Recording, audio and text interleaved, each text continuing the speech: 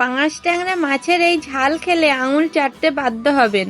একদম কম মশলায় সেরা স্বাদের এই রেসিপিটি মিস করবেন না। চলুন শুরু করি। এই রান্নাটা করার জন্য আমি কয়েক পিস মাছ নিয়ে নিলাম।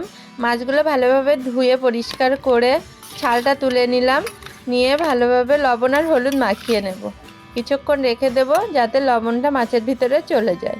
তারপর কয়েকটা কড়াই বসিয়ে দেব। কড়াইতে তেল দিয়ে দেব। তেলটা গরম হলে মাছগুলো একে একে দিয়ে দেব। মাছগুলো এরকম এপিট ওপিট লাল লাল করে ভাজা করে নিতে হবে। আমার ভাজা করা হয়ে গিয়েছে। এবার আমি তেলটা ঝরিয়ে নামিয়ে নেব।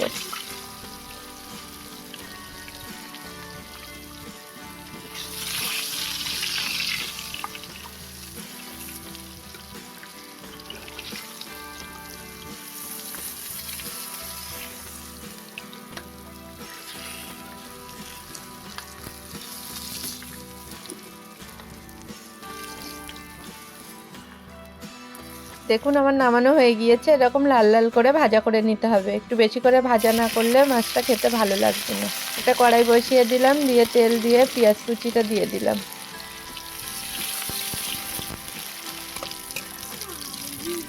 পেঁয়াজ কুচিটা একটু লাল লাল মতো হয়ে গেলে আদা আর রসুন বাটাটা দিয়ে দেব। দিয়ে ভালোভাবে নাড়াচাড়া করে একটু লাল লাল করে ভাজা করে নেব।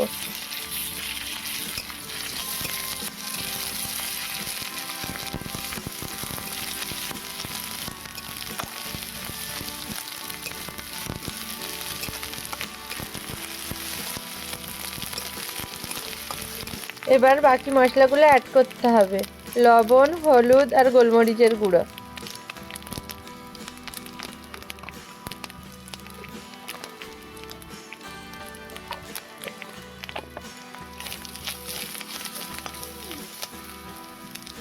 দিয়ে ভালোভাবে নাড়াচাড়া করে অল্প পরিমাণ পানি দেব মশলাটা কষানোর জন্য।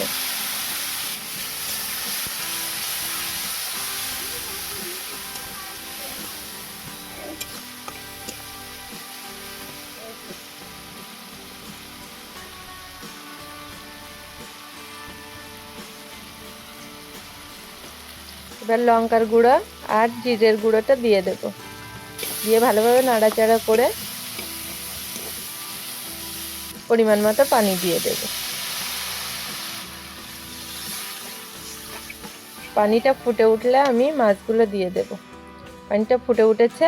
এবার ভাজা করে রাখা মাছগুলো আমি দিয়ে দেব।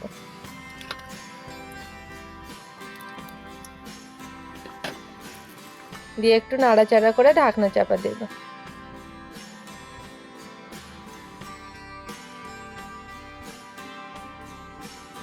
15 মিনিটের জন্য ঢাকনা চাপা দিয়ে দেব। ফাইনালি রান্নাটা রেডি হয়ে গিয়েছে। কমেন্টে বলবেন রান্নাটা কেমন হলো। ভালো লাগলে একটা লাইক করবেন এবং চ্যানেলটি সাবস্ক্রাইব করে পাশে থাকবেন।